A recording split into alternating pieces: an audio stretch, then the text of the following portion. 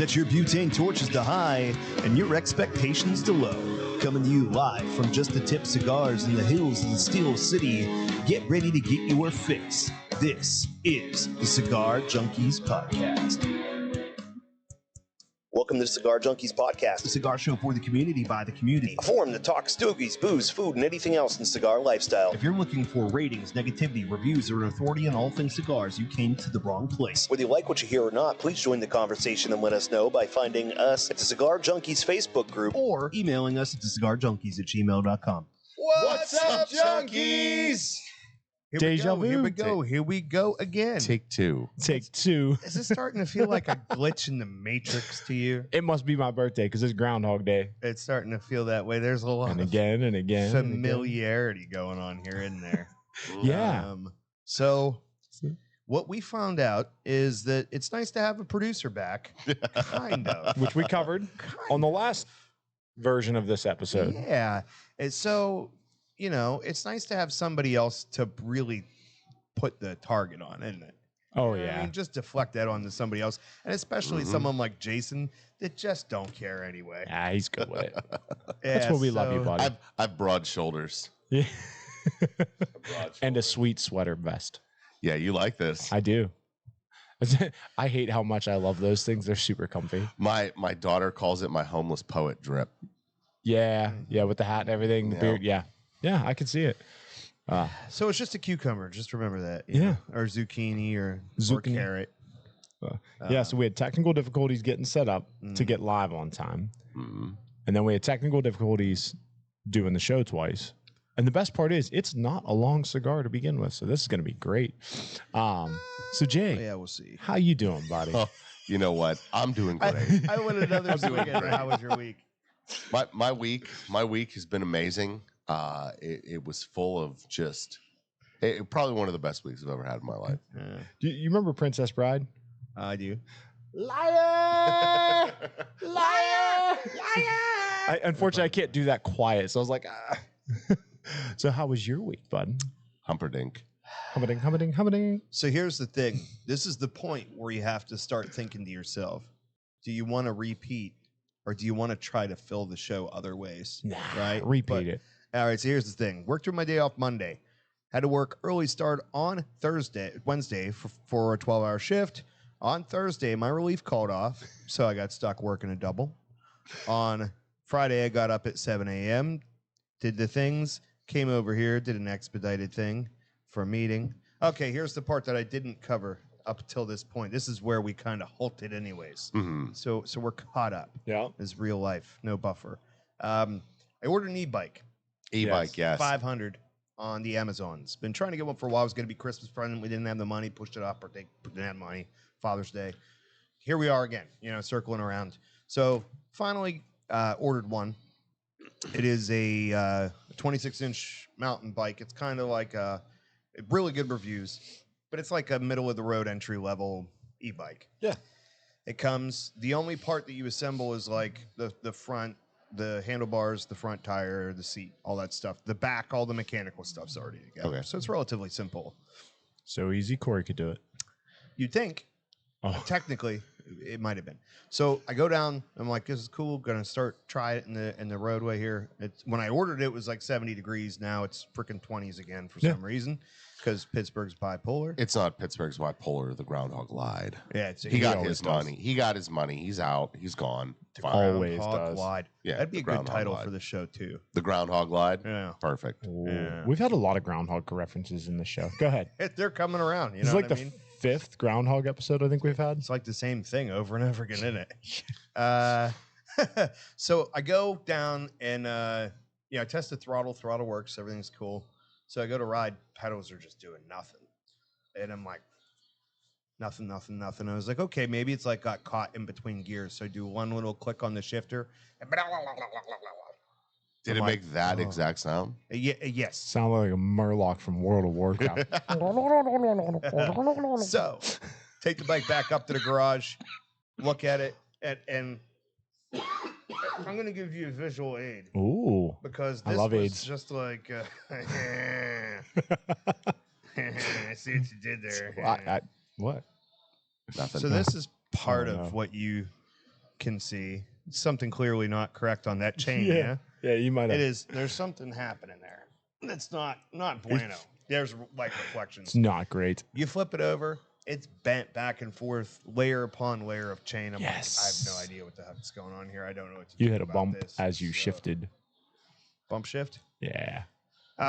So I proceed for the next hour to try to untangle this chain. I can't do it. And I can't tell if they had it set wrong when they assembled it or what. But so my wife's cousin's very into bicycles. He's got tools, all that stuff. He says, I'll come over on Thursday and I could take the chain apart. I got a tool for that. So we'll take it apart. We'll figure it out. I said, cool. But then I ended up having a double. So that didn't happen. So we did do it yesterday, though. Yesterday, we did it on a day and a Friday, and it worked. It's good. Everything's all hunky dory. We got to put back together. Everything's working. Did you set the lashing on the tensioner? Because that'll cause that. His thoughts were there's two different possibilities. First of all, we end up taking a link of the chain out because he thought it might. He said sometimes they make them longer than they need to be. I wouldn't know anything about that. Womp. But the other thing is maybe the derailleur for the front gears is over too far to one side and just kicked it all the way off of the gears up against the hub in the frame. Yeah. And so, but we got it straightened out. I got to make some adjustments to that tensioner to make sure that it cannot exceed its position. But it seems functional. Haven't got to ride it because it's cold. Yeah. I got my fancy Specialized bike a couple of years ago, and first time I took it out into the woods, I was maybe a minute into it, and wham, almost the same Is that thing. exactly how it sounded? It sounded more like that than it did a Murloc. So yeah, that's exactly how it sounded. I'm going with it. But same thing, and mine ended up being that front derailleur. So yeah, they're great when they work. You say front derailleur? Derailleur. Okay. Oh, dude, it's a weird word. I'm just sticking with that. So I love the fact that you got an e-bike. E-bikes are like going to McDonald's to eat healthy. Yes. Yeah, but here's the thing. It's not quite that for me. No? Think about it as if I'm going to eat it all, I'm going to eat McDonald's. The problem is I won't throw a bike in the back of the truck and go to the trail and freaking unload it and go ride and then load it back into the truck and then come home and unload it and do all that stuff. I'm going to ride a bike. I'm going to hop on it at home and ride it around home. My home is surrounded by many hills. Mm-hmm. Many hills that would, if I tried with a regular bicycle, I'd just be actually have done that. It's like doesn't work out well. No. So my thoughts are, with the pedal assist, I will ride it versus not riding. No. Oh, no. Some exercise is better than no exercise. It's like the guy that goes to the gym and parks in the front spot because he doesn't want to walk. I love that. That always cracks me up. Where like people are fighting for the front spot, and you're like, "Dude, you just came to the gym. You're getting ready to run 11 miles on the treadmill. Walk 84 feet." Right. That last 80 feet's what did it. That's what did me in. Mm-hmm. What if he rolls his ankle on the way into the gym? You're right. Those curbs can be nasty. Thank God they're painted yellow. Right. Well, in some cases, not all parking lots have painted lines. Not all parking lots are equal. Well, you had mentioned the temperature swing. Yes. And that was my week. Trying to maintain. Well, Sunday night I get a call. Hey, the boiler's not working. Like, oh yay! So my day off was wonderful, and I got to spend it doing exactly the job that I thought I didn't do anymore, which was fixing stuff. So I get after the boiler pump on that. I worked on it, figured out, found parts all that Monday. Then Tuesday did the install. But my wife and I were back and forth. She's like, "We're getting ready to replace the boiler this summer, anyways. We'll be fine. It's supposed to get warm again." And I was like, I don't trust Pittsburgh that much. Like, we have a wood burner. We can keep the house warm. You know, we keep it high 50s, low 60s on like a really cold night. The wood burner will do that. So I was like, all right, contemplated it. And I'm like, nah, it's still Pittsburgh for the couple $100 it's going to cost for the pump. Let's just change it out. And thankfully we did, because I've woken up warm as opposed to cold every day. Do you have radiator heat? Yeah, I have baseboard heat in the addition. I have underfloor heat in the bathroom, and then I have radiators in the rest of the house. Okay. So yeah, it's all boiler system, which is great heat. It's just you don't have air conditioning, which blows. My wife and I, before we were married, we lived in an apartment, and it had radiator heat. And I had my desk was set close to the radiator. And what I would do is I would take my coffee cup and I'd stick my coffee cup on top of the radiator. All day? So it was hot all the time.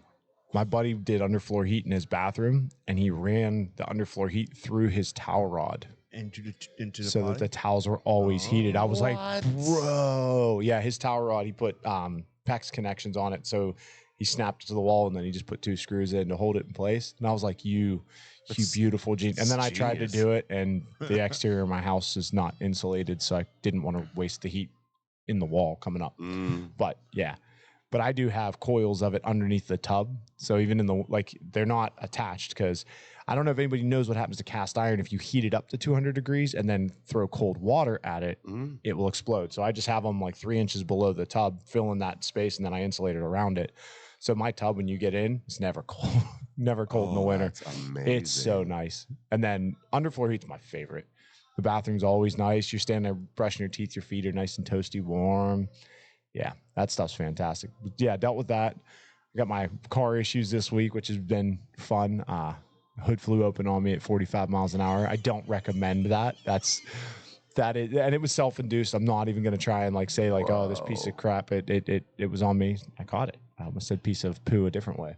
But yeah, I was quite. He means shit. Jingle jangle. You know, all right. You can't intentionally do it for comedic effect. It's like we're trying until we get to a level of we are good. Then we can throw in the ones and twosies for comedic effect. Maybe. I thought the entire purpose of the exercise was to make it like more accessible and not have to worry about later on whether there's swearing in the show or not. Yeah, I think we covered that in the first 100 of them. So whenever we're being really like, we may as well just go on a tangent now because the whole episode is tainted. No, we're not using that logic. But I'm already going to get in trouble. I might as well murder him too. They can say it on South Park on Comedy Central. Yeah. We can get away with one. Yeah, we'll be okay with onesie, twosie. There's a limit to how many you're allowed to have. Well, I think the point is to try to stay away from it altogether, right? Correct, Because what if you've got like a guy that's got, I don't know, like 6-year-old triplets in the back of the car, and you don't encourage them to swear. Don't listen to our show with your kids in the car, guys. This is actually a great topic. All right. Because let's get after it. My wife and I try not to swear in front of my children. And my son has a friend whose parents let him swear. Oh. They don't believe in parenting. Not parenting. Sorry. That was pretty funny. Sorry. That's pretty funny. I wish we were recording 2 sources there that I could flip back and forth like post. Yeah. Because I would definitely have made a little clip out of that. You mean parenting? Yeah. So they allow their son to swear. And what's funny is because they don't believe that a word is inherently bad. Saying dang it is the same. Yes. It has the meaning behind the word. If you put a negative connotation to the word. Correct. Yeah. Like your kids going, "Oh, fudge." Yeah, it's the same thing. Yeah, and I told that to my son. I was like, "You mean the F word when you say that?" And well, yeah, but I didn't say it, Dad. Right. I remember that conversation with my parents actually. But I want to know what your opinion on it. I mean, all 3 of us have children, so so what we do, we don't give the words any power. So if they swear, we just ignore it. And then like if they, and then we explain. Isn't it like, hey, you could do that here, but not at school or pretty whatever? much, yeah. It's look, the word is just a word. We're the same way. Like, don't give the word power, but at the same point, there's a place to use it and a place not to. There's nice words and there's not nice words. We don't do the bad word thing because bad gives it that negative reinforcement. Like half the reason you start swearing in your early teens is because you're a rebel and you're doing it and all the time. And that's, I'm a bad boy. You want to be edgy. I'm edgy, yeah. And then meanwhile, y'all, we've done field. it. Yeah. And there is no more edgy. No, it's just you all don't. the time. You get into the oil field and it's common parlance. Oh, yeah. It is every other word, if you're lucky. Yeah. So how about you? What's your take on it all? What would you do different with it if you go back, because yours are older. That's a different way of looking at it. Yeah, it's never really been much of an issue. Yeah, but Kieran's too good of a kid. That's not a fair. Like, Yeah, your daughter is way cooler than you have any right for her to be. That's accurate. Aaron's not bad either. No. Here's my favorite swearing story with Aaron, and I'm going to quote him directly only because Jason has already tainted the show. So, and this is a quote. See, you gave it power. I gave it power. So, I think my son's 12 at the time. He's not the monster of a boy he is now. You know, he's smaller. He might have been younger than that. But 2 doors over, this neighbor used to have the son moved out, but he had a what kind of dog was Beethoven? Saint Bernard. A Saint Bernard. Yeah. I wanted to say German Shepherd.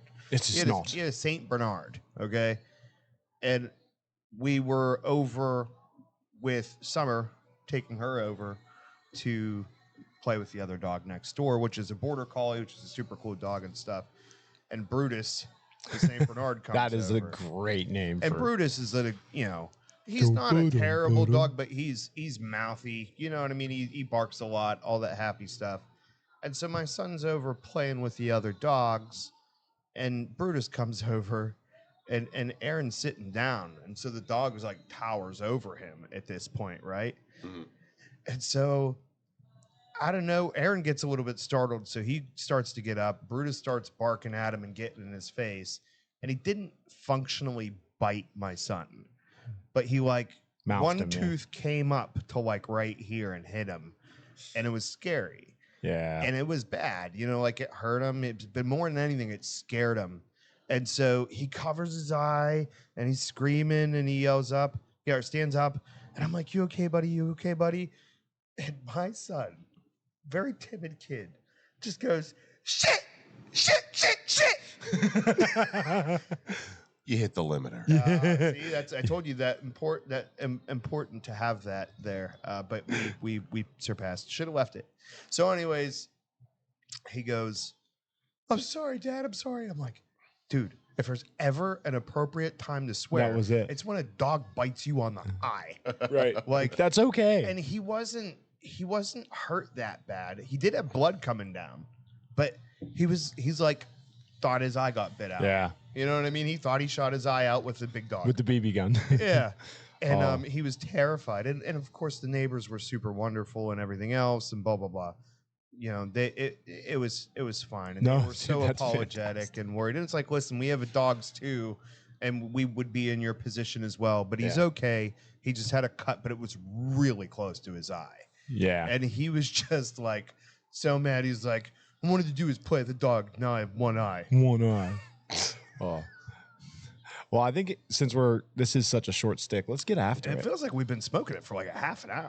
I know, right? It's as though we did a half of a show before we did the show. Let's discuss the cigar of the week. Come on.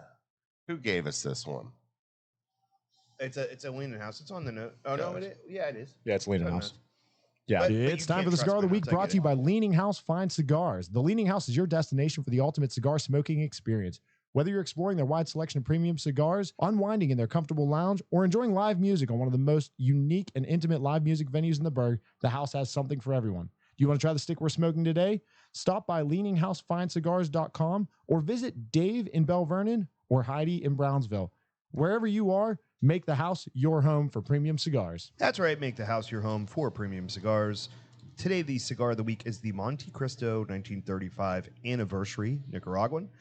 It is not the Toro, as my show notes suggest, because Sam did not respond to my messages yesterday, and I lost it. Did you somewhere. send me a message yesterday? I asked you a couple of times what the size was. Yeah, you picked the cigar. I know. Okay, but it wasn't in the record that we have. It said Toro, and that wasn't right. Yeah, that wasn't. It correct. wasn't right. I was pretty sure it wasn't right, but it was not right. So this is the Demi. And I can't read it. It's 5.5 by 46 by 5.5. 46 by 5.5. All right. So there you go. That's the size. Do you need size. readers? I mean, this is pretty small. And I have a light shining in my face and part of it, but probably. You light up his life. The cigar has a Nicaraguan wrapper, Nicaraguan binder, and filler from Nicaragua, making it what? A puro. What do we have for him, Johnny? A cigar. Oh, yeah, well, that's half right. of one. A puro So cigar. to celebrate their success as the 85-year anniversary milestone, Altea's brand ambassador Rafael Nadal once again reached out to cigar master blender AJ Fernandez for help in creating a tribute to the original blend of the first Monte Cristo cigar. In true AJ fashion, he swung hard, and they As knocked always. it out of the park with the Monte Cristo 1935 anniversary Nicaragua, using premium tobaccos from AJ's farms and rolled at the esteemed San Latano factory. The Nicaraguan Puro is a medium to full body experience. I'm going to save a little bit more of that information for later in the show to utilize into that. No. You know what? I'm going to go into it now. Yeah, because we're Well, here's the thing I was concerned about was having another subject for later because I'm still ditching the events for now. Right. But I do have a section later on where we'll discuss a comment from YouTube. ooh. So that's something that we Oh, can that's right. can Yeah. embrace. Yeah, see, someone did his homework Yeah. okay enough, you know. So I feel like it if was a you're- team effort, but go. Just you know what, Corey, you do you, boo. So I don't know if you guys know about cigars or not. I know nothing I've about never it. heard of them. What are they? Kind of What are they for? No. So particularly when cigars are rolled in a factory, and particularly back in the olden days, right? There would be no radio or anything for them to listen to for amusement while Yeah. they're like for something in the background while they're rolling cigars. So what you would have is somebody called a lector that would stand up and read books to the rollers while they were rolling like a radio. Jason, your face. You look maybe- captivated. Yeah. That is incredible. Yeah. You know what the most popular book was? The Count of Monte Cristo. The Count of Monte Cristo by the famed Alexander Dumas. And it was very popular in cigar factories in Cuba. So popular, in fact, that after Alonso Menendez, who bought Particulares cigar brand in 1935, immediately created a new brand named after the classic work. The Monte Cristo cigar was born. After Mendez's factory was Menendez's, there's a lot of E's and N's in this Menendez. name. That's a lot, you know. After the factory and cigar industry were nationalized by Fidel Castro on September 15, 1960, Alonso, with $7 in his pocket and his family, fled Cuba. The first stop was the Canary Islands belonging to Spain, but since the Monte Cristo brand already was sold there from Cuba, Menendez and his son Benjamin had to create a new name, so they chose Monte Cruz. Okay. The design scheme was very similar to the Monte Cristo, but the fleur de lis on the cigar brand was replaced with a cross. A cigar aficionado reported Menendez struck gold with the launch of Monte Cruz, an unapologetic copy of the Monte Cristo brand that he and his family lost in Cuba. An unapologetic. Well, yeah, no, Tony? it shouldn't be. Had a big middle finger on it, and Fidel Castro's face. Cross next to middle it. finger, same thing. You know, it's all interchangeable. Made with a Cameroon wrapper, a dark, toothy leaf that would soon prove a worthy substitute for the Havana wrapper. Monte Cruz quickly became the #1 premium cigar in the U.S. Ooh. Wait, So- that wasn't a Cuban cigar, though. Cuban cigars are the best. They're the only good ones. I was like, where are we going with this? I think I had some more stuff here on it as well, but maybe I didn't pop it all in there. But you know what I do have? I have the call to arms, don't I? You do. So remember, guys, if you're Action. listening to this, if you're watching this, if you're watching it live on Facebook for the second time today, you are the Cigar Junkies. And because of you, this show keeps on going, even sometimes when we don't feel like doing it. Maybe something terrible happened and somebody punched the countertop, and maybe somebody else got the poop scared out of him when he thought he was done pooping. You know what I never mean? know Like, what's going to happen. but we It's- keep it could be going anything. for you. We keep this show moving right along, and you can help us continue to do that by liking, subscribing, sharing, and commenting on the podcast, not just on this platform, any platform. Apple, Spotify, YouTube, it's there. It's out there. It's everywhere. So I don't know what you're doing with the rest of your Sunday, but we should be doing is going, hey, let's get on all these things. I'm just going to listen to the show over and over again. Give you know them a what I mean? little how Because do it you helps do. the boys. That's what's important. It does. It keeps the cigars in our mouths and the cameras on our faces. Well, Sam and Dave keep the cigars in our mouths, but the cameras part, that's definitely It does help. relative. You know the most important thing you could do? What's that, Corey? You can go to thecigarjunkies.com. No. Yes. Thecigarjunkies.com. I keep always forgetting because it's the I worry about. Yep. Right back and forth. It's that one right there that you can kind of see. Now dance it around a little bit because of the white. This Nope. magic- Oh, no. All morning you were trying to move that darn. It wouldn't move. I don't know what caused that. It's on me probably. Yeah. No, I think that was Sam that caused the limit that time. Me? I'm telling you. Remember when we were Boom. going through all this? Boom. Got to go back and reset them Dun, all to whatever the other one was.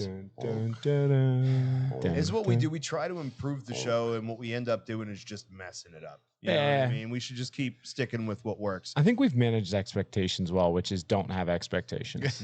Relative. Like, so Go to thecigarjunkies.com where you can hear all of the latest episodes one way or another. You can help support our good friends, Dave and Patty, or Ringo, Chichingo, whatever you call him.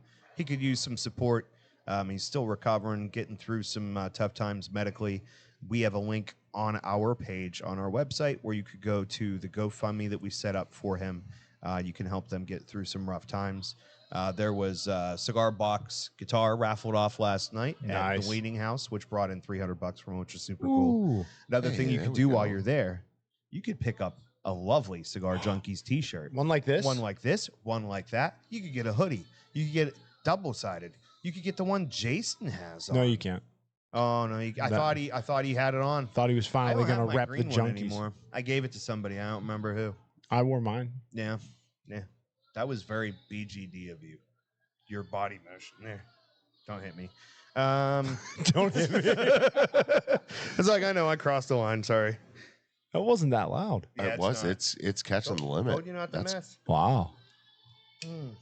Huh. Just Does anybody else feel like at this point it's just like, all right, bye everybody. Like, this is No. a good show. I do want to comment on the fact you called it the call to arms. It's a call to action. We are not trying to arm the junkies. Like a whole bunch of junkies armed running around out there sounds kind of scary. Sounds like America. It does. But you know Actually, what? I like Call to Arms better. That's It's great. because you're fighting for us. You know what I mean? Oh, You're that's helping right. us. All Call right. to Arms is way more funner than Call to Action. Well, if you are into pew pew sticks, today we're going to have a guy with some guns to play with here at the shop What was the point of saying pew pew just to say guns? because it was fun to say. All right, just Yeah, keeping it's up. pew pew I'm just stick. trying to follow the logic. Yeah, it's just a different way of saying it. Listen I up. dropped a pew pew stick this Listen- morning while you were raging out on your couch. Listen up, I helped. screw heads. This is my boomstick. Boom stick. Yeah, Aridus Industries will be here for the Liberty Pool thing. Got a lady, local lady that makes beef jerky, black and gold jerky. She's going to be here. Dave Mason, which you guys have met, we've talked about a couple times on here. He's going to be here, as well as Liberty Pool, and then we're doing patina deals today. So, Jeez Louise, well, I man. couldn't get a cigar brand, so I figured I'd just get as much other stuff as I could in. This is my pew pew stick. There are others like it, but this one is mine. Oh, that is fantastic. So, what do you think of the cigar so far? I've had this before. Oh, she's strong. Yeah. Yeah. Yeah. I wouldn't call it particularly strong on the palate, really. I think it's got a good. It has a strong flavor. It is not, in my opinion, a strong cigar. No. But It's it's also a definitely box got a press. lot going there. It's bold. Yeah. It does not cause that. Like when you're smoking a strong cigar, you get that like your mouth starts to salivate and stuff like that. Yeah. This isn't doing that to me. No. But also, I am taking my sweet time. I with have it. been as well. So I took like a little more I have not. aggressive of a pull on it after you said that. And here's the thing. The normal draw, not that intimidating. I put it 6. Retro, as flavorful as they get. I Yeah. think that retro is very intense. But like Not burning. when somebody flavor. talks about like Nicaraguan tobacco being peppery, this is the pepper I'm thinking of. This is not that incredibly bold, craziness, this is what I think of for that. So like, this makes me think of a Nicaraguan cigar. If you retro this, your nose will let it, it's there. Yeah. That's what disappoints me about the Camachos, because the fact that they're not the same as they were Hurts your soul. It does. It hurts my soul a lot. Which is humorous, because you didn't even have what they were. You have what they were after what they used to be. Yeah. Right. I don't think I ever had the OGs. No, I had a box of them, and I tell you what, that guy would turn you green. Yeah. Because I did it. Not to be fair.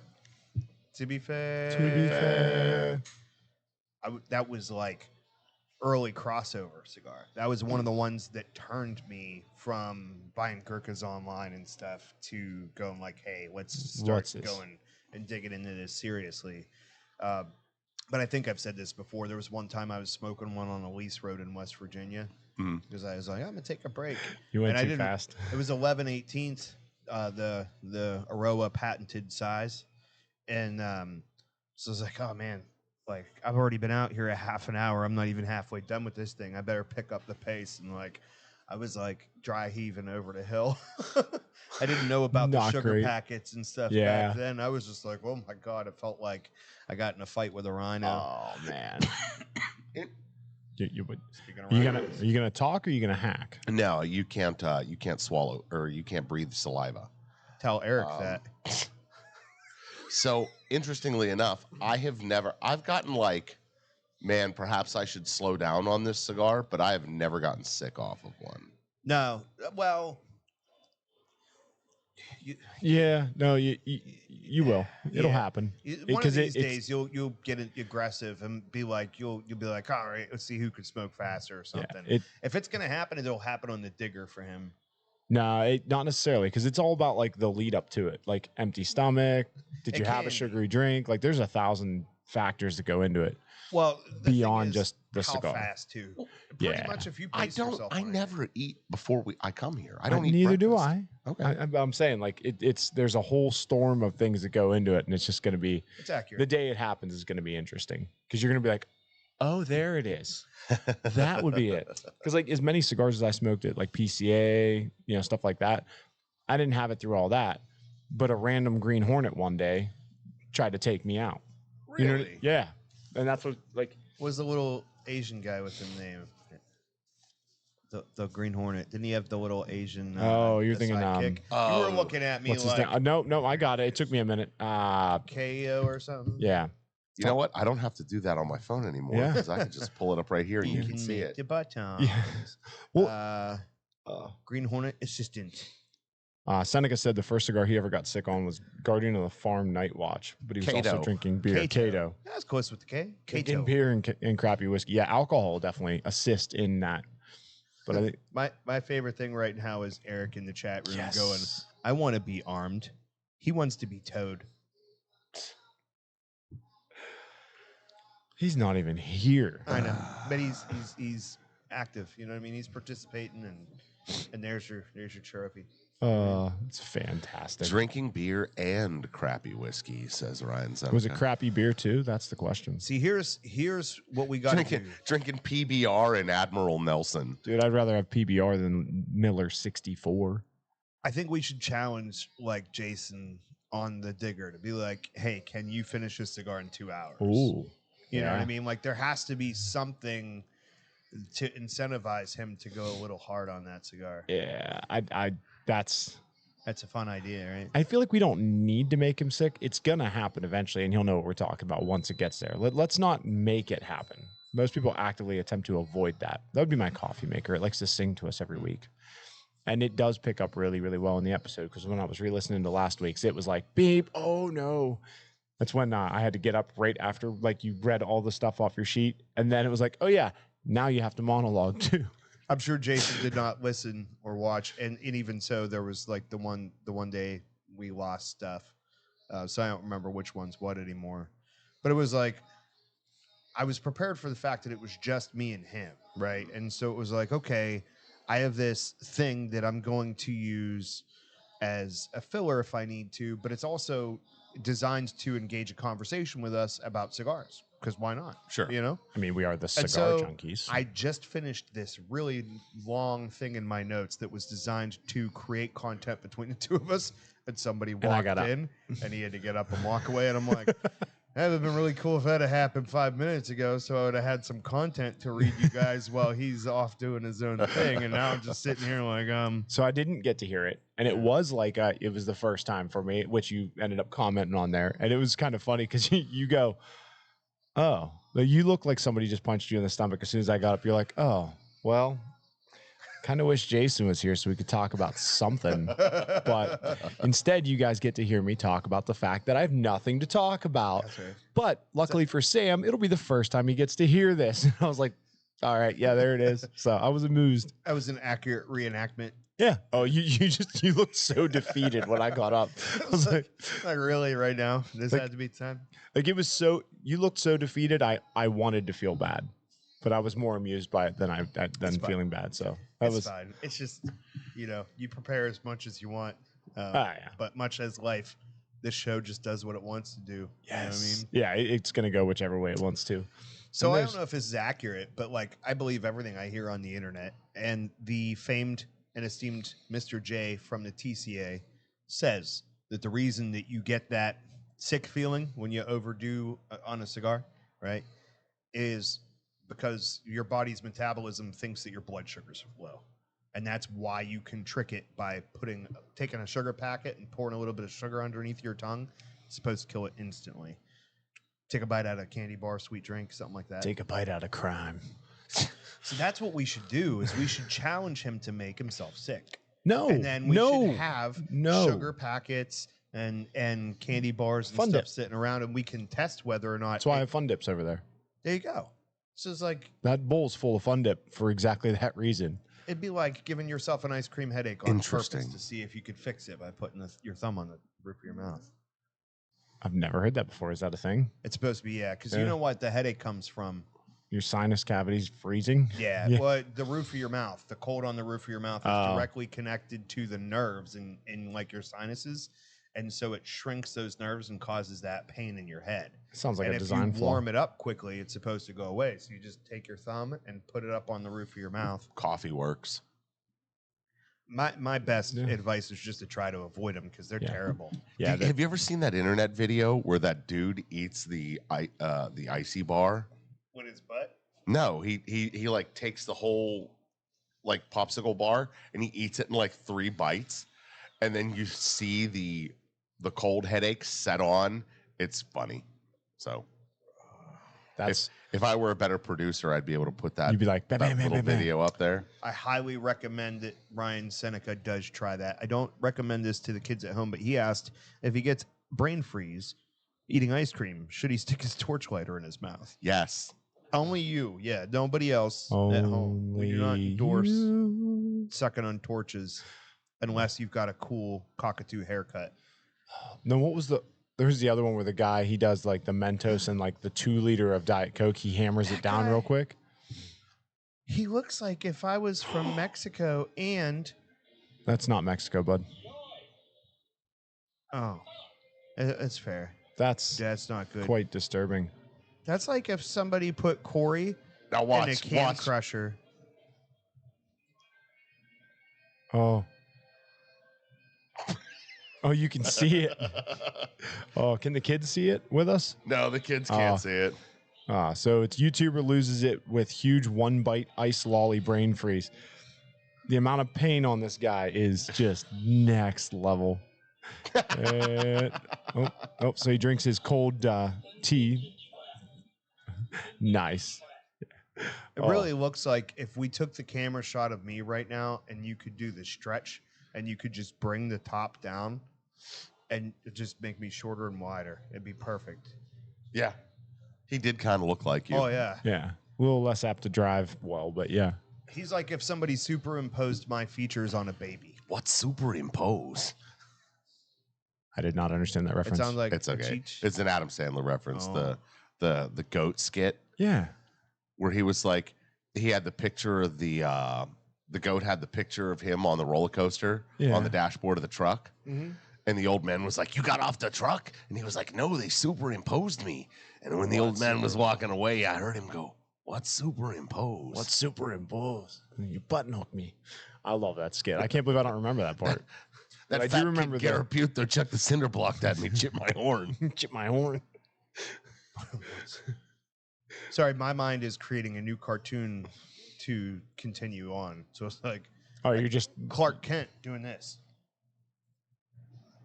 why? because it's super in pose. Dude, Now you got your. I'm own not, ice I'm cream not headache into the faces. buttons, but that deserved a wah wah. You're- I don't know, he wah, seemed wah, pretty, wah, wah. your brain, Yeah. no, that what was incredible to me was the glimpse there into the framework of your thought cogs, process. Yeah. Of like what now. See, I'm not even looking. I don't. There's something broken there, and it's I got nothing. Inside of my brain is the real beaver in Groundhog War. That's what's going on up there, essentially. Yeah. So what groundhog do you use? I'm assuming you got like Angry Beaver's beaver in there for your Which mental beaver visual. though? Is it the brown one or the tan one? Oh yeah. Which one of the Angry Beavers? I'm equal opportunity. I don't see color. I just see beavers. You know. Well played. Well played. So, but who's the animated groundhog we're gonna be using? Has somebody animated a groundhog? I'm This sure table somebody is along- going bananas right Yeah, now. so is the shot. Yeah. It looked like earthquake. Ah! What? That was me chortling. Chortling. Oh. So do we have a question of the week? I did not actually I didn't think of one this week. I usually try and get a well, I couple mean, we of them have in one from a audience member, but But that's I meant supposed like to be our more- segmented later. or more. No, this like in terms of subject matter, I feel like You I can had use the gopher from already. Caddyshack. Wait. Second from the left is my preference. Okay, I got The you. little chubsy. Yeah. With that, guy. yeah, you know what that looks like something from Eric's life. Oh, CADD, bud. It Ah. got it. It figured it out. It's been misspelled. I love do you remember the skits of if Google was a person? yes. I love those. yes. It's like, what was the one? What if done do or whatever? Like it's just like it's the way that the questions are asked, and you think about it, you're like, yeah, no. I like the. Did you ever see the Am I Pregnant? Where Google, it was like Yahoo Answers or something. This is an old video, and it was different people asking in like forum boards, "Am I pregnant?" But it's all spelt wrong. It's like, "Am I pregnant?" Pregnant. How pre-gaming. how to become pregnant? Pregnant. Oh, I did. There's a lot of highlights from that. That's That one is a of the phenomenal best skits skit. ever done for sure. yeah. It's like he misspells something, and it's like it actually sounds like a reasonable thing, and he's like, "Oh yeah, let me get that for you." And he hands him the file. He goes, "I'm sorry, I mean big boobies." And then he goes, and he pulls out like a file cabinet worth of stuff. And it's just Jergens tissues. yeah. And he's like, "You're not gonna, No, not here. But yeah, if you guys haven't seen it, look up if Google was a person. Start at 1, and I think there's 4 of them. Go through that. It's time for the cigar news, brought to you by the Strum Junkies. Dun, dun, dun, dun. Do you want to hear acoustic music? Probably not. But if you're in one of the places we're playing, you're going to hear it anyway. That was that's all I way got. smoother than not having an intro. I mean, I was kind of leaning into it not being smooth on purpose. You know what I mean? That was kind of the ambition. I know, and that's Oh, I was yeah. enhancing that exact same Oh. thing. It was teamwork, bud. Makes the dream work. Now enhanced with extra stupid. Enhance. Okay, Enhance. cigar news. I've abbreviated this because it's PCA week. Yeah, there's a lot. So there's a lot, and I covered a lot of like real quick. Like here's what's being showcased at PCA last week, but here are a couple of the ones that stuck out to me that I thought were interesting. Well, Ford Dominicana will introduce the LFD 30 years. The cigar is a tribute to Lido and Inez's Gomez, 30 years in the premium cigar industry. The OFD 30 years comes in a 6.5 by 58 box pressed chisel. The blend uses a dark Ecuadorian Sumatra wrapper over a Dominican binder from the Cotoy region. I didn't say that right for sure, but I don't think it was a terrible attempt. The fillers come from the Gomez family farm in La Canela. The LFD 30 years is being released in humidors containing 60 cigars in each. Now there's going to be, Jason, I'd like you to do some math here in your brain. I don't, this isn't like, I just, for fun, yes. Okay. So let's get back to it. 30 years, blah, blah, blah, blah. 60 cigars in each humidor. There will be 2,000 humidors crafted at the Tony Gomez Box Factory. And this cigar will carry a price point of $30 a piece. So a $30 cigar that you can only get in a humidor of 60. That equals a big price tag. Oh, yeah. 60 times 30. Yeah, it's going to be 1,800 paper Lincolns. No, it's not. It's going to be 1,800 paper Washingtons. Yeah. How many paper Lincolns? Carry the two. I don't care. Just saying. Divided by 5. That's right. Yeah, I'm not doing that right now. Let's go. Continue. This episode just got a whole lot longer because right. Corey, Jason, and Sam decided to do mental mathematics. That's correct. Yeah, that's how I was like, I'm not. Yeah, man, that's a rabbit hole I'm not going through. The content's got to come from somewhere, you know? Well, it won't be us. It would just be the three of us sitting here going like this. Yep. I carry the two, and then oranges are delicious. I like COE Cigar Company will showcase the Asylum April Fool's 2024 Year of the Dragon. The Dragon. It's a Honduran Puro. This year's edition features an all-new packaging design. That'll excite Eric. You know, he loves the girth and the package design. Gone are the massive coffins, and the cigars are now housed in tubes. No, just move on. We're not even going down that rabbit hole. You let that be. You leave that one alone. You let Bad Corey. You just let it go. Bad Corey. Let it go. I got to get one of those. Oh, okay. You need a newspaper. Yeah. Rolled up newspaper. Just... Can we get a squirt bottle? No. No. I was literally a half a second away from, I prefer the newspaper to the squirt bottle. Can of pennies. Because ching ching. Oh, I'd be so mad. I'd just be leaving here and everybody's like, what the hell, did it just rain on the right side of your body? Why are you soaking wet on just one side? He's shaking like he just got back from Nam. Sam's a squirter. What can I say, you know? Ooh. Ovea Negra brand will introduce the Black Label trading company, Orthodox. That's interesting because usually their stuff's a little unorthodox. Yeah. It'll be a small batch release. 2 retailers attended the PCA trade show on a first come, first served basis. Produced at Fabrica Oveja Negra. It's a lot of words.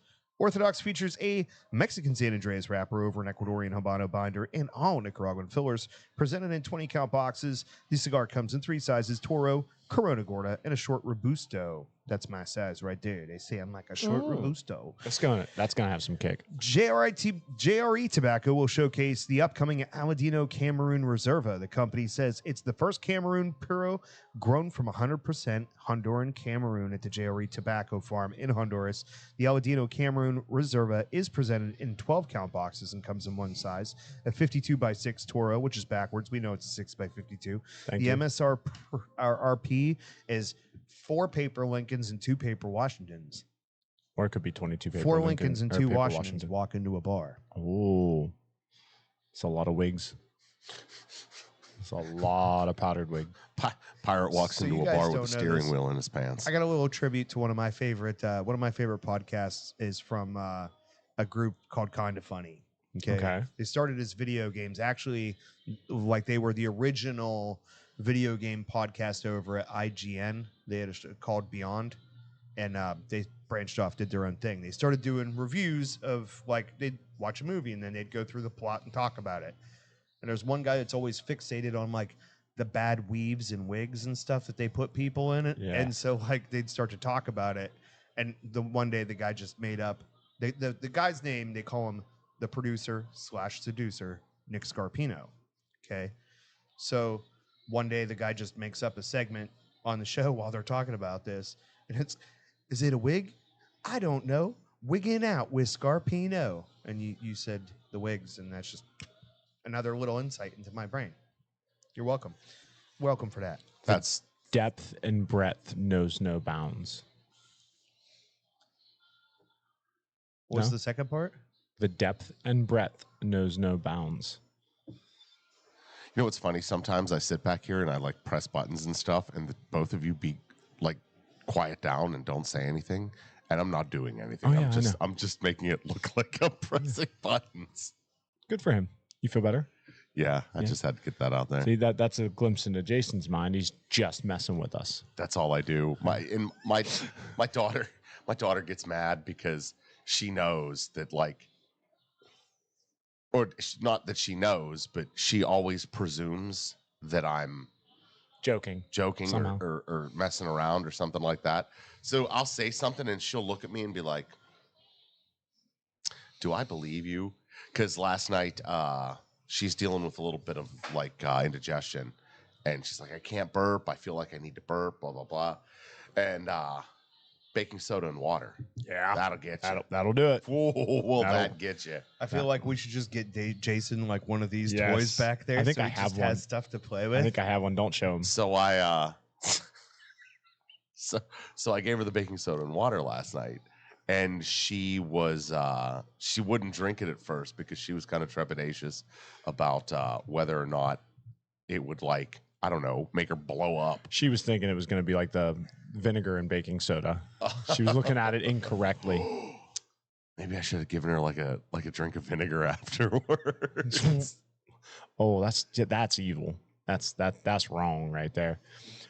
No, you were. I don't know why it made me think about it. So my kids started a new thing. So I come home and there's notes left for me. It was on the kitchen table. Now it's in their bedrooms. They have notebooks so like every night when I come home, I got to respond to their note. And then every morning when I leave, That's adorable. I respond to their response. It's been a blast, man. It's just one of those silly, cute things that's just great. That is adorable. Yeah. It's the highlight of my day some days is just coming home and being like, what did they write? The other day, Sammy drew me a picture of an upside down guy that just said, help me. That was it. That was my note for the day. My daughter, Talia, likes to write song lyrics. Just random song lyrics. You go home and it says, woke up quick at about noon. Just thought that I had to be I've never been so proud. But no, then Charlotte Rose, hers is dated and time stamped, and then like a note and everything. She puts it like March 21st, 8:04. Hi, Dad. What time did you get home?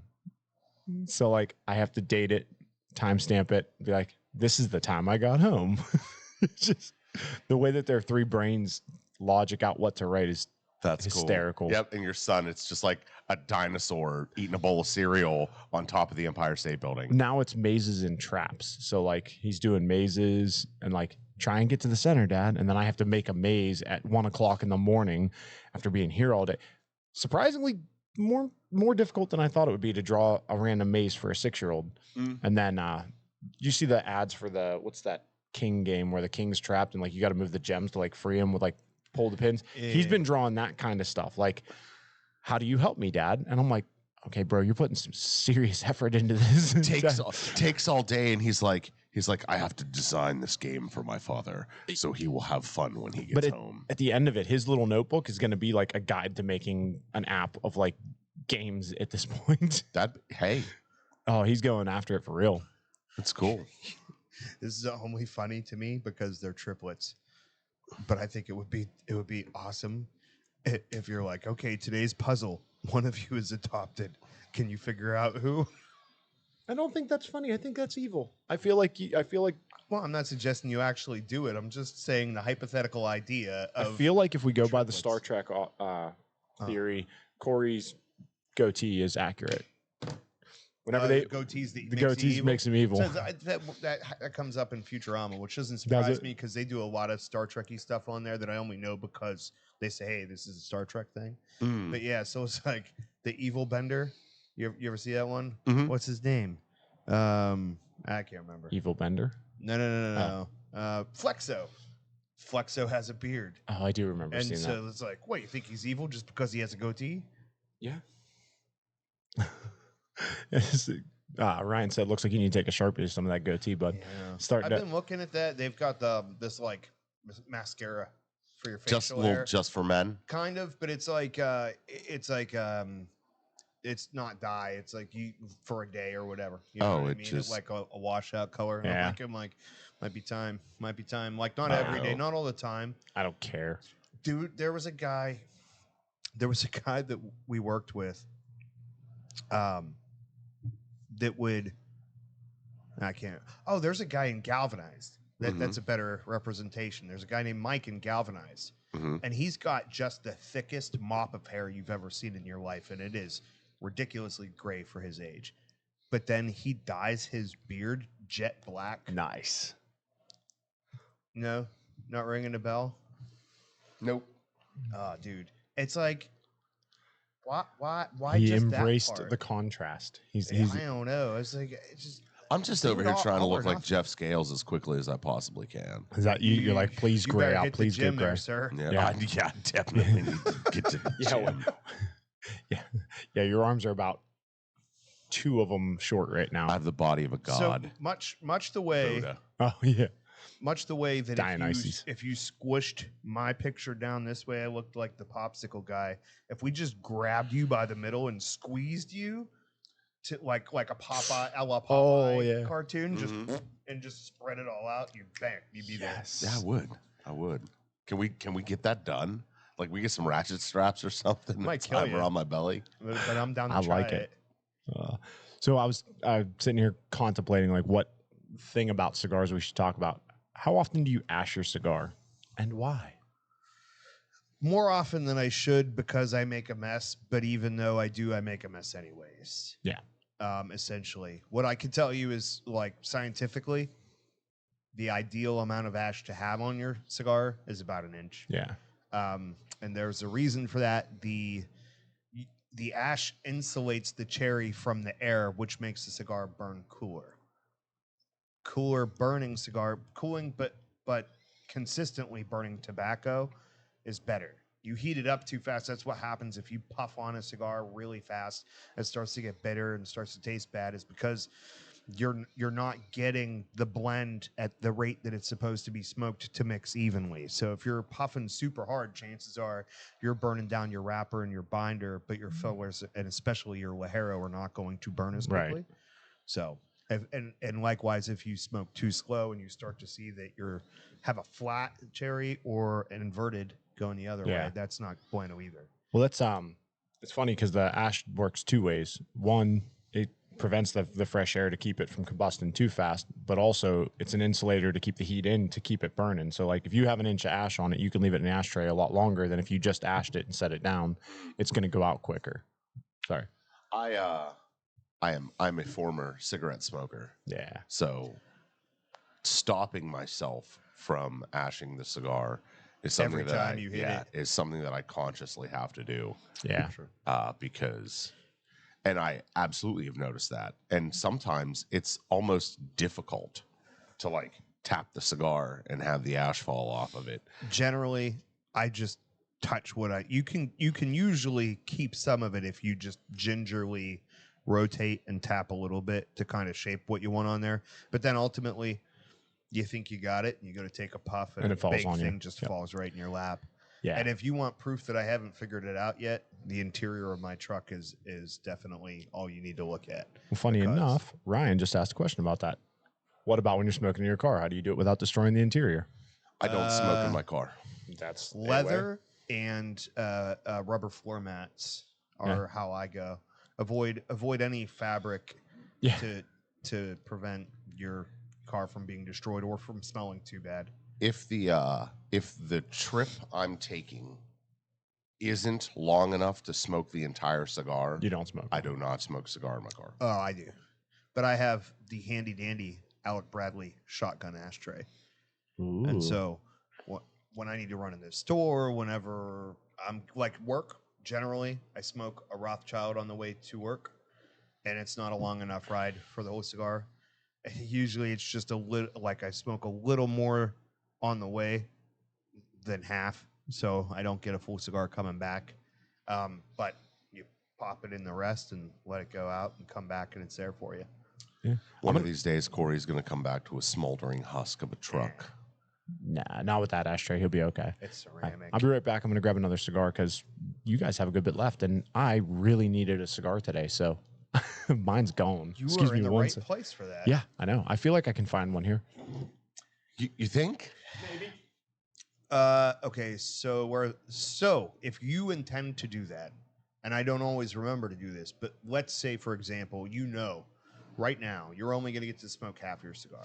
And you intend to come back to it later, and it's going to be at least an hour. Yes. When you take your last puff off of that cigar, you should purge it. Oh, blow through it. Blow through and clean the ash off. And, well, don't necessarily clean the ash off, but blow through as well as you can before putting it to rest. When you come back, you want to get all of the ash off that you humanly can. Clean it off. If you have to take a tip of a pen or a toothpick or something to clean the ash out, as long as you're not damaging the tobacco, clean as much out as you can. Toast it, again, the same way that you would before you light it. And then, again, once it's toasted, purge, blow through again, then light it normally. And that'll eliminate as much as possible of getting, problems with the cigar not tasting super great after you relight it. So I'm not familiar with the shotgun ashtray exactly that you were talking about. Is it similar to that guy? It's better. Okay. Because if you want to come back to that cigar, it's been sitting in its own ash and the heat's rising from underneath. What I have is a ceramic cup with rest on it. So it essentially kind of looks like an upside down baseball cap, right? So the cigar rests in that portion of it. And then there's a rubber piece around the outside that can be removed, and it'll help it lock into your cup holder. Gotcha. Jason, use your superpowers for good over there. Google and pull up, if you will, Alec Bradley shotgun ashtray. So I like this style because I like to set my cigar down often. This style has the long rest and the short rest for the cigar for while you're smoking it. Now, as far as like coming back to it, yeah, I get what you're saying. But at least this one's, I haven't seen this one before. I just got it recently. That is the ashtray that I have in my truck. Gotcha. The problem with that is if you're driving, you can have the potential for the cigar to fly out. It's not probable, but it is possible where this guy's going to prevent that because the cigar. That's accurate. The cigar rests, but you're not setting yours down often when you're driving. The only reason that I'm going to set the cigar in the rest while I'm driving is if I'm eating or something like that. And you're right. It can roll around in there, but primarily I'm using that to rest it while I leave the vehicle. When you walk out of the car. What? So there's two rings. Do you want to go ahead and show it to him? I'll explain it while you do. Yeah, sure. So there's two rings in that, in the inside of that, and there's a spacer plate at the bottom. So that spacer plate's going to give you a 1/2 inch underneath for the ash to fall through. So when you use the upper ring, which is just a big circle, the cigar can slide all the way down through and sit in there. How do you use this? So here, it'll be easier for me to explain as I go. Sure. So this guy here, let me see the shot. I can't. There we go. So like if you just started the cigar and it's longer, you can just rest it in there. And if you have a nub of a cigar where it's short and you want to get after it, you can set it up in the little coiled section and it can rest in there like that. And that way you can still get to it and you're not trying to dig your fingers down into it. That's what I wanted to see. I wanted to stick my cigar in there. And you do it in the coiled section. You may damage your ash conditioning. Yeah. Whereas I can just lay it there. Recreate this situation in mine, lay it down and pick it back up. So like they would each have their advantages and disadvantages. And this is for being in like a vehicle. Yeah. A cup holder. Cup holder. And then the other thing that's cool, and I really do like about this one, is it's got the lid. So when you're done, it seals. Oh, sorry. Yeah, when you're done, you take it. And I mean, it's a pretty good seal on it too. So you're going to keep that smell from the ash in there. Yeah, so you can toss your butt down in there and close it up and let it Sounds like a party. kill itself there. So I like that style. I like yours as well. Like you're saying, like for while you're smoking and going, if you're going to set it down, the only problem is in a car, the cigar's not going anywhere in this one. In that one, it potentially could, but even that, it's doubtful. I mean, Again, you got to lock up the brakes with a digger sitting on there for it to go flying into the car. Yeah. Your biggest concern is if you take a tight turn, having it roll out the side. Yeah, And and I've then had down it between the happen. seats, and that then you have to pull over real fast because you're like, I used to like my interior. Yeah. Again, I'm not. There are not a lot of situations where you're going to rest your cigar in the ashtray while you're driving because typically you're holding it. Well, that's Right. like being a cigarette smoker. Sam, did you smoked cigarettes? I did. Corey, and you smoked I was cigarettes? 3 packs a day. Yeah. Okay. So one of my favorite experiences when I would smoke cigarettes is taking out a last drag off that cigarette, and flipping it out the window. Yep. But then having the window behind me open And it come right back in. in the other. You hear it, poof, and you look in the rear view mirror, and there's the cherry has exploded, and you see the rain of ash. I'm gonna one up you. I got one better for you. 17-year-old Corey driving on 376 by near Monroeville on the highway. My jam was I would open the sunroof, and then I would open everything really, but I would typically flick my cigarette out the sunroof. And one day, I did so, only to have it come back in the window and land in my baggy shorts and roll down somewhere between my thigh and my butt cheek and stay there. While I'm driving this car on the highway, standing up, doing this, trying to shake it out because it's burning the crap out of me. Mm-hmm. That was a good time, yeah. Yeah, and then you got the burn mark in the seat. And probably still on my butt cheek somewhere. Probably you got that little scar action going on there. All right, so here's a fun one. Let's hear it. How did your parents find out you smoked? Oh man, my mom. I think they had their suspicion. Were they smokers first? My mom and my dad were both Okay. smokers. That helps hide it. Yeah. My dad quit smoking when I was young, and you talk about like the willpower. He one day he smoked Cools. Oh. And one day he takes cigarettes out of his. He woke up. He was hacking and coughing and stuff like that, and he was like, "Well, this sucks." And he took his pack of cigarettes, put them in a garbage can. Never smoked another one. And then when I was older, probably about 25 years old, he started smoking again, and then smoked for a little while, a few years, and then quit again. But when they found out I was smoking, God, it's so hard to remember because of when I started smoking. I started smoking when I was 12 years old. Yeah, same here. 13. Yeah. Yeah. Mine was older sister induced. Me So too. Yeah, I had little bit. older friends. Both my parents smoked. Yeah. So, how about you? Yeah, I was hoping you were going to get me on this too because it jumps at, it's like a sharp memory in the old bank. Same here. Okay, so was living at my aunt and uncle at the time. So when I lived with my mom and my stepdad, I never actually got caught, which is crazy because I got caught doing everything. Like my stepdad was like an authoritarian, tyrant. But I had friends whose parents smoked, and I'd go hang out in there. So like I would often come home from friend's house smelling like smoke. So it's kind of not too hard there, Remember, I got caught with a lighter one time, but never cigarettes.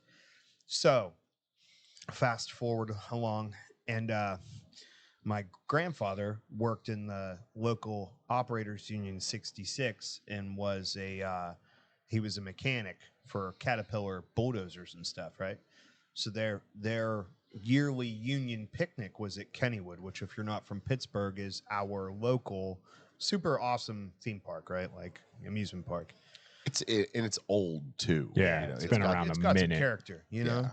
So we go, and I don't remember why, but we were there like super early. We were like one of the first 50 people in the park. Park's empty. And so we go to set everything up, and we split off. And like I get what I consider to be a reasonable distance away. We're like just rolling through the park, and I'm smoking a cigarette. And I just hear, "Corey, when did you start smoking?" And I look up and I see my grandpap like 75 feet away. And I just turned around and power walked the opposite direction and just avoided having to go back until it was time to leave so I wouldn't have to deal with it. That's Yep. funny. Oh man. And I don't remember it being as terrible as I thought it was going to be. Yeah. Whenever I did have to like ultimately face them, but I was like, nah, today's gonna be a good day. We're saving this for later. Yeah. No, I have I rode my bicycle everywhere all the time. So I'm getting With no handlebars. I love that song. It's so terrible that too. song. I know. That's why I love it, because it's terrible. But no, my mom started to suspect I was smoking. And I remember I put my jacket on because it was cold out. And I go to leave and she's like, hold on a second. Oh, God. Let me check your pockets. Okay, go ahead. And I reached in my pocket and there was a pack of matches. And I just scissor fingered it like that and hoped for the best. And I went, what? And it worked. And she like checked my pockets and I was like, what do you want? She's like, you're smoking. I went, no. She's like, yeah, you are. I'm holding this, sweating bullets. I mean, matches aren't by themselves incriminating. Yeah. You're a delinquent. You're doing other stuff with those too. No, there was no out at that point. She had been on this ride for a couple weeks, but I didn't get caught. It's like a year later. And I'm in the basement, cleaning the basement out with my dad. And it's a hand dug, all flagstone basement. So it's always just crappy and dank and dark. And it's just a workshop. We're cleaning up down there. My dad goes, I'm out of cigarettes. Go get me one of yours. And I went, what are you talking about? He goes, look, you're 18 years old. I don't care. Go get you cigarettes. I want one. And I'm like, Dad, I don't smoke. And he's like, sure you don't. Go get me a cigarette. I'm like, Dad, I don't smoke. He's like, I don't care. Go get me a cigarette. Right. Finally, I'm like, that addiction kicks in, and he's like, I'm jonesing, boy. Don't make me slap you. There's no, like, I'm looking at him and I'm like, I don't understand how to play this. Like, what's my out here? Like, I just said no. And he went, yeah, that's cool. Go do it. And I'm like, all right, they're in my Jeep. Like, so the old Jeeps had the removable carpet. And there was a flap. So I just picked the flap up, slid them under there. And that was always the spot. Oh. And my mom, come to find out years later, she had known I was smoking and she'd found them there a couple times. Every time my mom would drive my Jeep, they'd be crushed under that floor. Just every time. Like, you have to, like, and she'd just crush them every time. That's funny. Because I didn't tell her. So, see, I have a similar story to that. I go get the cigarettes and I come back in the house and he's sitting there smoking a cigarette. And he's like, yeah, I figured as much. I was like, great. He goes, I'll give you one day to tell your mom. And then I'm telling her. Yep. So my dad, and Corey has met my father. I haven't met your father. I've met Roger. Okay. Because I believe those are two different people sometimes. Isn't that sometimes fair? they are two different people. The Roger that exists now currently is some version of your father. But he is not the guy you're telling stories about. Okay, my dad, he was super like there wasn't an option. My friends, my sister's friends, my older sister's friends, if you came to our house, you respected the rules that my father had in place, or you didn't come back. Like, yep. If you were into hip hop music and you sagged your pants a little bit, you pulled them up when you walked through that door. That was 100%. And we didn't swear in front of my father. My dad didn't swear. Hi, Chris Scales. And I didn't smoke in front of my father until I was almost 27 years old. So, and like I said, been smoking since I was 12. So the day that like the gloves came off and I was finally like, oh, maybe me and this man can have a relationship that's more than you're my dad. Yes, commanding sir. officer. You know, we could be buddies now, maybe. We're on the golf course. And I would go the entire round of golf without smoking. Or I would, sneak off somewhere, have a couple quick puffs off the cigarette and toss it in the woods. And we're sitting there, and I will never forget this. We're on hole 11 of Rolling Green. And I'm sitting there like this, and it's cold out. And I'm wearing a shirt, like a T-shirt underneath with a shirt pocket. and I've got a little pullover on over top of it. And he slaps me in the shoulder and he was like, "Give me a cigarette." And I looked at him and he was like, "Give me a cigarette."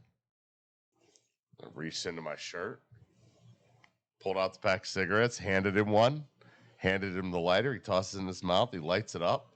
And I was like, I put one in my mouth, lit the lighter, and was like, You're like, am I in arms? Am I going to get hit? I was twitchy, man. I'm like, is he gonna be like, "What the hell are you doing, boy?" So just a big ruse. Yeah. Meanwhile, you're 30 years old. Yeah. But that was him. And I mean, like Corey said, Corey's met Roger. Yeah. And that was mostly the guy that I grew up with. Yeah.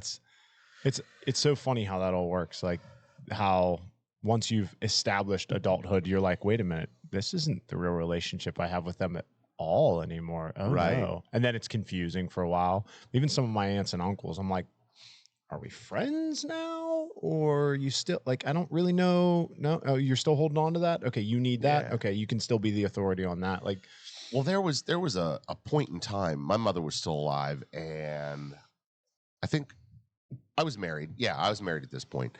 My oldest sister, or my youngest sister, was still living at my mom and dad's house, I think. So I go over to my mom and dad's house, and my dad's out in the driveway working. And he starts like yelling at me because he asked me to help him, and I didn't understand what he wanted me to do. yeah. Right? Hold the flashlight, boy. Right. I didn't understand. And he's like yelling at me, and I was like, "Hold on a second there, bud." And he looks up at me, and I was like, "I can go home." Did he give you the dog look? Do you like toad his head? Yeah, it was like, yeah, I was like, "I can go home and not come back. I don't have to help you. Yeah. I have my own house, my own bills, all that stuff. All my own problems. Yep." I said, "I don't have to come back here. I don't have to come here at all." I said, "You'll deal with her." And I pointed to my mother, who was standing in the yard, like watching this happen with just this look of, "I can't believe he's saying this," Yeah. on his face. And he was like it deflated him. Like, my bad. Like, yeah, yeah. he was like, "Okay, I'm sorry." Yeah. And I was like, "You know what? I'd be happy to help you now." Yeah, let's go. There's a right way to handle this, and there's the way you were doing it. Right. I got two options for you because I've been using my pen to stave off my ADD from losing. So I got two options for you. I'm gonna do both, but you pick the order. I can relate to the dad rules, or we could talk about stashes. Which one do you want first? Stashes? Let's do dad rules because that'll Yeah, that's dad where we're rules. at. Yep. So, Dad rules. You talked about when you come into my house, you follow those rules, Mhm. right? So when I was raising my kids, like we had a lot of other couples who had kids the same age. We were lucky that way in the friend group that we had there were lots of kids around all the time. And some of them were better off than us, some of them were worse off. But my rule is your kids are at my house, they're my kid. Sure. They follow the same rules, and like there were parents that just did not vibe with that. And Yep. it's like particularly ones that were worse off. And it's like, listen, my kids have these rules to follow. When your kid's here, your kid gets everything my kid gets. Yep. If I take we would bring them along and take them places. And this one particular woman and her son would come with us, good friends with Shannon. And if I bought my kids ice cream, you bought all I of them. know she didn't have money to buy him stuff.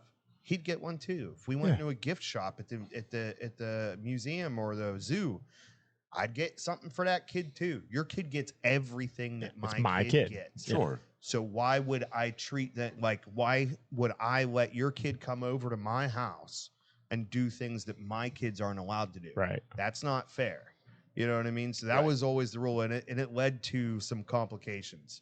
And I don't want to go to it wouldn't never get back. I don't think it'd be an issue anyway, but I'm still, going to be respectful. Yeah, respectful and not to sure. speak to a specific situation. But there was a point in time where there was a friend that we didn't see for about 6 months because of one of those conflicts. Okay. They're just like, I'm not going back here rough. for a while. Well, It's like, that's fine, but that's not how this works. You can't have me take care of your kid like he's one of my kids and not expect him to have to follow my rules too. Yeah, we had foster kids for a little bit. Britt and I did, and Really? Yeah, they had a friend come over, and the mom shows up, and she's like, "Hey, he can only eat this and this." And I was like, "Oh, does he have allergies?" She's like, "No, he just won't eat anything else." I was like, "Oh, well, he'll eat dinner then." And she's like, "Well, no, I brought," and I was like, "He'll eat the same thing everybody else is eating." Like, I don't mean to be rude, but like, they're not getting out of it. And like, these kids had problems. So like, everything had to be super militant with them. Like, there was no gray area with these kids. And she kind of him-hawed a little bit. Kid ate coleslaw, chicken nuggets. I can't remember what all we had, but like, all things, she's like, yeah, he'll never eat that. Like, this kid lived on crazy bread from Little Caesars. Like, they would go to Little Caesars to get food like twice a day for this kid. And I was like, yeah, we're not doing that. He ate fine the whole time he was there because it wasn't an option. Yep. And he saw when he first walked in us have this discussion, and she was not receptive to it at all. But she did respect it. Like, she was not a fan. Yeah. But she also knew he would be fine. He wasn't going to starve to death missing this meal. I also think maybe she may have been not under the impression, but she may have thought to herself, "Oh, you'll see, right? You'll see." Yeah. And it didn't fly that way because it was, "Hey, we're going to sit down. We're going to eat dinner. You guys have 20 minutes. We're going to eat dinner in 20 minutes. And then we're going to move on to," like, everything was I'm so glad I don't have to live like that anymore. It was so structured. Everything was clocked. Everything was timed. Everything was exact all the time. And this kid, I think he was like this the whole time. Like, oh, it's like that. Well, and but he was excellent the whole time. He bucked a little bit when the food came out. You could see he was uncomfortable trying it. But this kid tried coleslaw, and he was terrified of it. And that was the one thing I wasn't going to tell him he had to eat. Because, like, sure, it's divisive for many people. Yeah, that's an interesting texture. Mm-hmm. Coleslaw is the thing that's going to still be on the food tray when I throw out the food tray. Yeah, and he went after it, and he tried it, and he goes, "Oh, this is really good." I was like, "I'll tell your mom." He goes, "Please don't." I was like, "All right, is it actually good?" He's like, "Yeah, I actually like it. I just don't want to eat it often." Sure. And back then I thought that meant like, oh, he's just trying to keep his ruse going with his mom. And now that I have kids, I'm like, oh, no, that's a kid's nice way of saying I hate this, but I'm going to do it because I have to. Because you're scary. My kids do the same thing though. They're like, "Oh, that's really good. Oh, do you want some more?" "No." "Oh, okay." Got it. It's funny because those situations will show you, like, environmental is a huge factor. Like, people go, "Oh no, that's just how he is." Yeah. It's like, no, it's not, because I mean, sometimes, but I've had kids at my house that were just a mess for their parents, and they'd come over and, like, so there was a time before I got into the oil field where I was in the Boilermaker Union, and that comes with a lot of layoff time. Mm-hmm. So there was times when I was staying home with the kids while my wife was working. And so occasionally I would, watch the other kids as a favor, what I mean? And so their friends would be over and stuff, and it was like, okay, I'm trying to be cool because, like, you're not used to me. And I'd try to, like, pull back a little bit, and eventually it would come to, like, screaming or punishing. And those kids that were just terrible most of the time, bam, excellent, flip it around, and that kid would. And not only that, they'd still love me. It wasn't like they were terrified of me. Kids like that. So excited. My son has a friend who's got a pretty interesting name, and I'm not going to say it, but my son. Let's call him Cockatoo. No, that's Ryan. So my son has this friend, and he is a little. He's over there. He is very rebellious. Yeah. Right. And he's part of the Boy Scout troop. And nobody can keep this kid under control. And I remember he came to camp with us one year, the year I went. And they were like, "Man, you're going to have to watch him. He's going to be, all over the place and stuff like that." And I had a talk with him because I drove the boys up to camp. And I stayed there the whole time. I drove him up to camp, and I had a talk with him. And I was like, "Look, there is going to be time to have fun and be goofy and do all that stuff."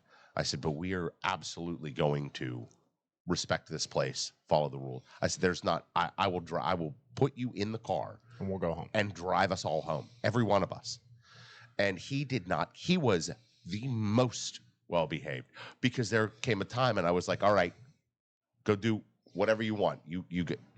You guys want to go be bad kids off in the Go woods? throw rocks and stuff. Go do it. Go do it. Yeah. You know, and I remember they come over to me and they asked me, they're like, can we go over in the tennis courts? There was like a shed that had like balls and stuff in it. And they were like, The ball shed. And they were like, can we go over there and play? And I think the rule was they had to go get someone to get into there. I was like, God, you know, you've been fine. You gave them the freedom and the respect because they earned it. Right. And that the kids, whether they know it or not, they pick up on that. Absolutely. Here's one I got a question on. What happened to play dates being a way for parents to like have somebody else watch their kids? Because now it seems like the parents want to hang out. And I'm like, dude, drop the kids and get out. Go enjoy your freedom. Why are you lingering in my home right now? I can watch your kids. It's okay. That's it. I don't even think it's that. I think that we are as just a society now, we are so separate from each other because of the internet, because of cell phones and stuff like that. We would Plus, rather you're post-COVID, right? Yeah. Which is we would different. rather contact and talk to each other over a digital forum rather than sit and hang out. That's the question. And I think in the case of my wife, I know we have a couple friends that one of my friends' mom or one of their friends' moms will come over and she'll like bring a bottle of wine with her. She's like, I don't get time to hang out and, you know, be friendly or social. So I'm going to sit here and you and I can drink this bottle of wine. We'll sit on the porch and we'll talk. Yeah. And I would think the same thing. Like if you were to bring your kids to my house, we'd go sit out on the back porch and have a cigar or something like that. Well, that's the question I have to ask on this is, do you think it's because, like, are these people that you're active friends with? No. So is it because, do you think it's because they want the socialization with the other grown-ups, or do you think it's because they're like helicopter parents? The one I'm referencing in my mind is helicopter parent. Okay. Like, at least I believe that. Yeah. Because like, I get it. But like, and they, like, we're talking, I automatically start with 3 kids. Like that's how it works. Sure. So if you bring over a kid, that way to do it. Yeah. But like, if you've got, okay, so I got 3. If you bring 1 or 2 kids over, I'm at 4 or 5 kids. Right. I don't have time to talk to you with 4 or 5 6-year-olds. Sure. It just doesn't work that way. You now have a birthday party. I am now doing this. That's actually kind of funny because I always thought in my experience when the kids were like way younger that it was actually easier to have more because the kids would just kind of go like not need you for, they just wanted to play with their friends. So it's like we could have multiple sets of parents get together and the kids would just go do their thing until somebody needed something. It wouldn't always be like back and forth like, hey, can you? It was just like they would go. That's what I liked about it. Yeah, well, and then like Britt and her friends in the summer, they'll have the play dates, and they'll sit around the fire, and the kids will play in the yard, but they plan the play dates for that. I'm talking about hey, can Jimmy come over? Yeah, I call Jimmy's mom or dad and be like, hey, I'm Sam, I'm so and so's dad, whatever. I don't know you, but our kids want to play. Like back in the day, that's how you. That's what you drop them off. You're like, hey, I'm Sam. Nice to finally meet you. This is my son. Don't hurt him. Okay, bye. Like, right, you can hurt him a little bit. Yeah, a little bit. I've never experienced that. I've never had a parent want to sit and like hang out that I've never met. The one I'm talking about, she stood like in the corner and just like stood there awkwardly and just like watched the kids. And I'm like, okay, well, I'm just gonna keep doing what I would normally do, and you can just be you can be this guy. A hat rack. You're like, I'm out in the garage building a shed. Yeah. I'm gonna go. Why would you put a now. shed in your garage? We build the panels, get it started. I get what he's saying. Not my shed. It was too big. All right, we're going to move things along here. So real quick, I'll give you the quick stash. And this is only because your stash got trampled and so did mine. All right. So I lived with my aunt and uncle when I was a teenager, and I was a bit rebellious. But in those days, we didn't have the internet. We had things called magazines and videotapes. Yes? Yes. We all familiar? Yeah. And I think I see where this is going. I had a safe in my room that I acquired from a friend, like a keypad safe. Yeah. It was pretty big. And that thing had a collection in it of nudie mags and videos of certain persuasions that I collected along my time because I like new material. You know what I mean? You gotta work your way through. Yeah. And this was on top of my dresser. This thing was.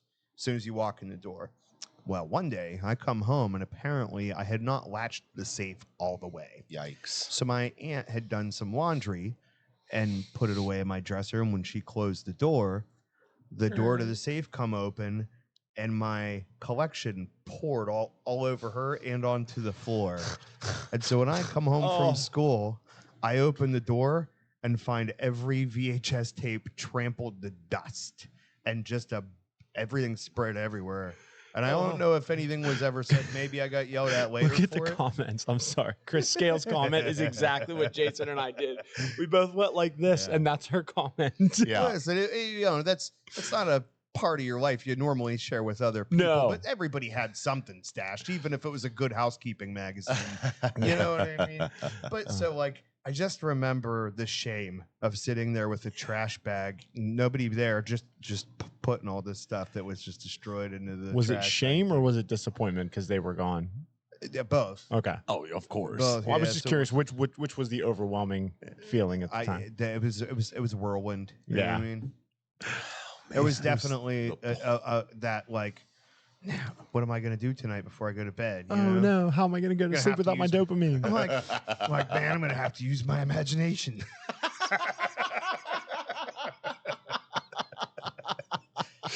Oh, Like I can't close my eyes and visualize women anymore. I need the I need that You need the visual visual stimulation. Absolutely. she said disappointment level 100. Yeah. You're Oh yeah. welcome. I do Oh, it for yeah. you guys. You know what I mean?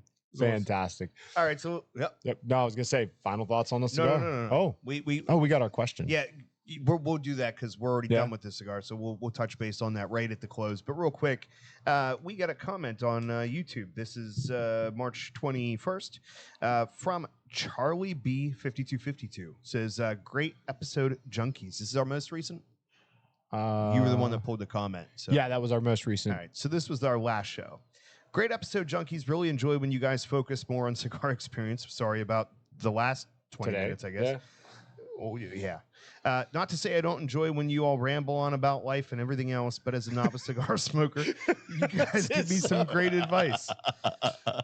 Like here's this comment, and here's how we just trampled on it with Much like Corey Stash. right. Yes. I need to watch live sometimes so I can ask questions, but always look forward to watching later in the week.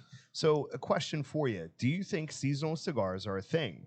I've only been smoking cigars for 2 years and haven't developed my palate, so I tend to give everything a shot. But I find most cigar smokers like what they like, while I also see a lot of videos of the best cigars for spring, summer, and winter.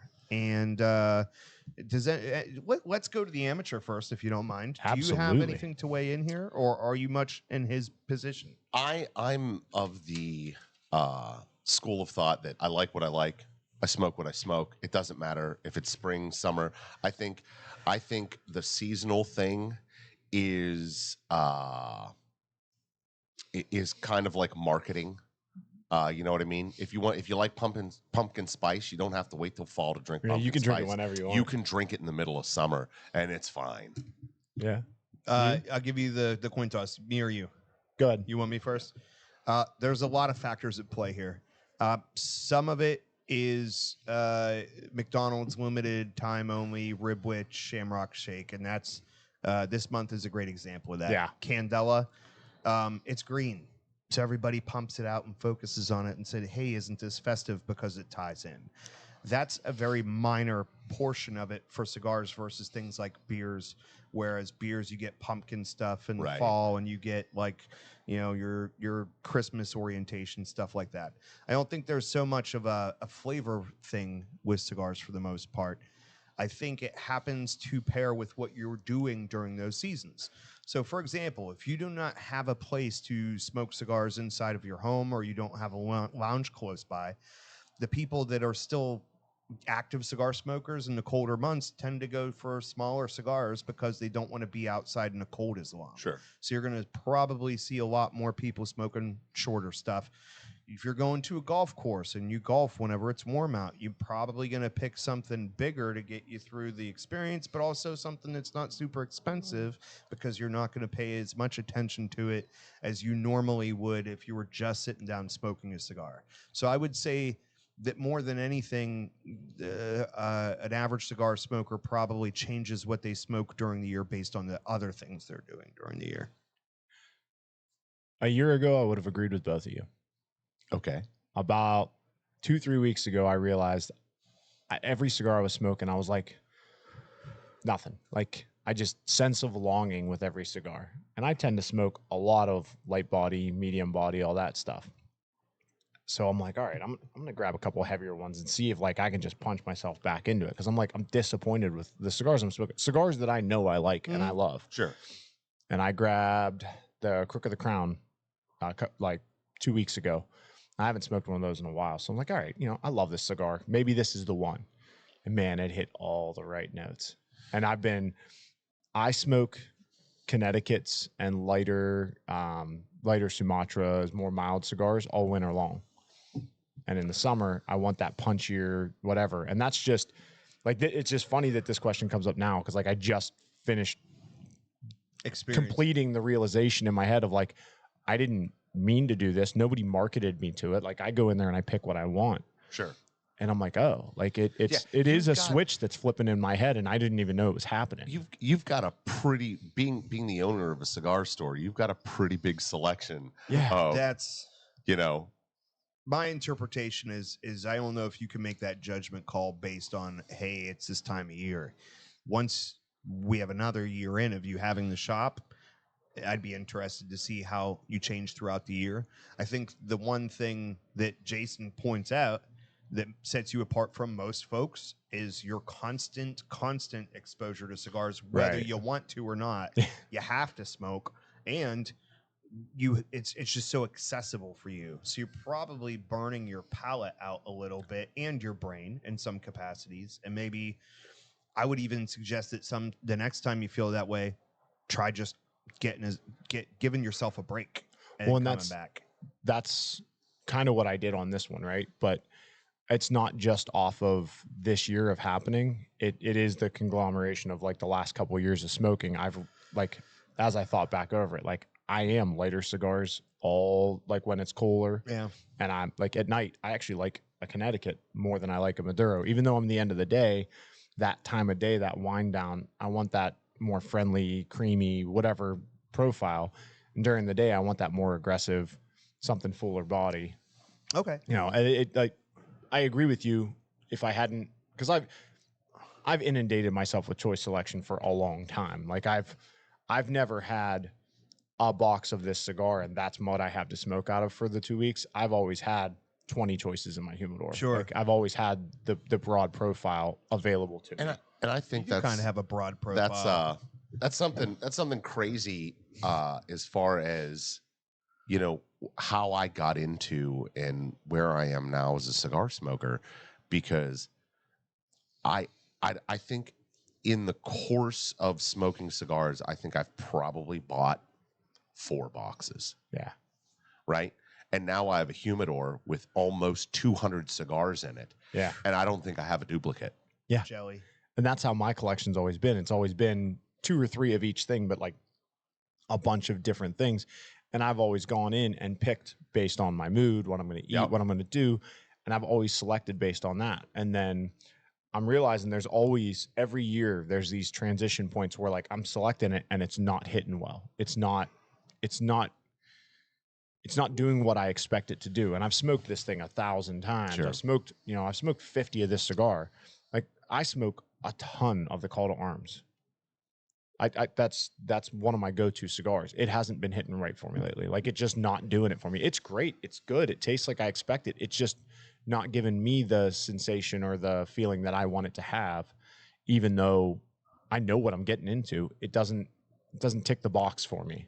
So as a guy that smokes, for the most part, quantities of cigars, because I smoke every day. I smoke a lot more cigars than the average cigar smoker does, and I do have a tendency very much to like if I can get a value on a box or a bundle, that's how I would go. So I'd kind of have like an everyday cigar I'd change up on the weekends, whatever, you know what I mean? Like, but so there is something to be said for burning yourself out on just having the same thing over and over again, of being like, man, I've had steak every day for dinner for a month. You know, steak isn't going to hit the same way anymore.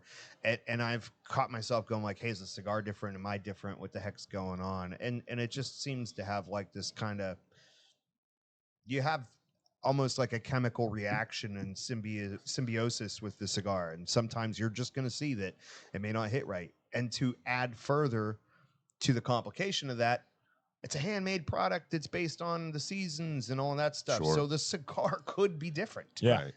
Different nitrogen levels in the soil. And that's what makes it really tough, is because you're going, is it me? Is it the cigar? Right. Either one is equally possible. But most times the cigar manufacturer's doing their best to keep it consistent. So assume it's you first, try a couple of different things, and then go back and see what happens. Right. And that's what I'm saying. Like, it's that exactly what you're saying is like, it's that. And that's what I thought was going on. And then I was like, all right, well, I'm just going to grab, like the Crook of the Crown, or I'll grab the Poison Dart. You know, I'm grabbing something that I have that I know I liked, that's different from what I really want right now. Sure. But this is hitting perfect right now. Like, this is everything on this is phenomenal right now. That Monte Cristo that we just had was phenomenal right now. It was the right style of cigar for what I wanted today. And that's not what I would have selected for myself if I'd have gone in there. So long story short, Charlie, yes. It plays a factor, but it depends on the person and the smoker.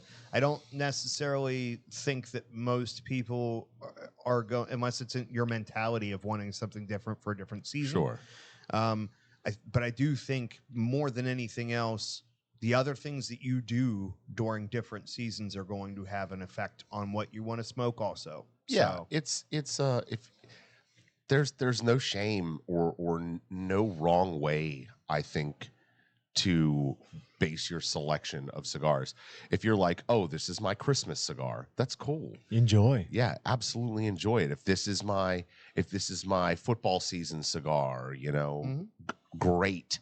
But I think if he's asking, is there a cigar that comes out in a certain season that, kind of like the April Fools or the Filthy Hooligan, all that. Well, no, like pumpkins grow in the fall. Right. Well, Tomatoes grow in the summer.